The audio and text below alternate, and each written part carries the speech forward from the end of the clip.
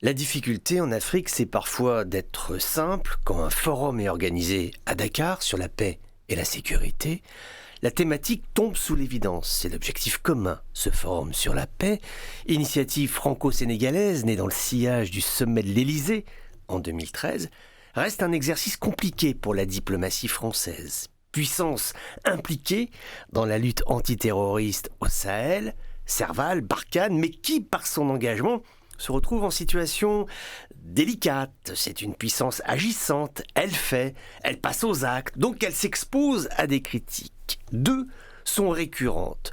La suspicion de post-colonialisme, l'idée que le fantôme de l'universalisme gaulois tarauderait les arcanes du pouvoir élyséen.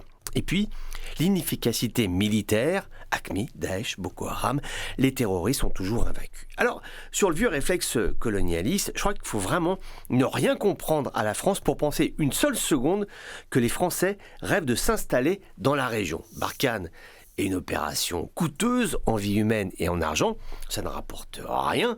Si Paris a un secret, c'est de boucler cette histoire de terrorisme et de rentrer à la maison. Maintenant, sur l'efficacité militaire, les Français ont beau avoir le cuir épais, il ne faut pas croire que les critiques sur ce point soient sans impact. Des éléments d'agacement, voire de vexation peuvent exister. Officiellement, Paris n'en dira rien, mais ça alourdit le climat. Parce qu'il faut rappeler ce point. Si les Français font la mission, c'est parce que ce sont les seuls qui acceptent d'y aller. Les Américains prêtent leurs drones, les Anglais des hélicos, les Allemands globalement se font toujours attendre, et bizarrement, toutes les grandes puissances, asiatiques, occidentales et autres, qui ont beaucoup d'avis sur la question, bizarrement quand il faut y aller, il n'y a plus grand monde. Bizarrement quand il faut sortir de l'argent à l'ONU pour payer une opération de maintien de la paix, les téléphones sont sur messagerie. Et bizarrement, quand il faut décaisser des dollars pour le G5 Sahel, tu entends les mouches voler. Alors je ne dis pas que les Français sont exsangues de tout reproche, loin de là, mais ils font le job. Et dans ces régions, c'est compliqué. Je crois qu'on peut au moins leur reconnaître cela. Ils sont sur le terrain.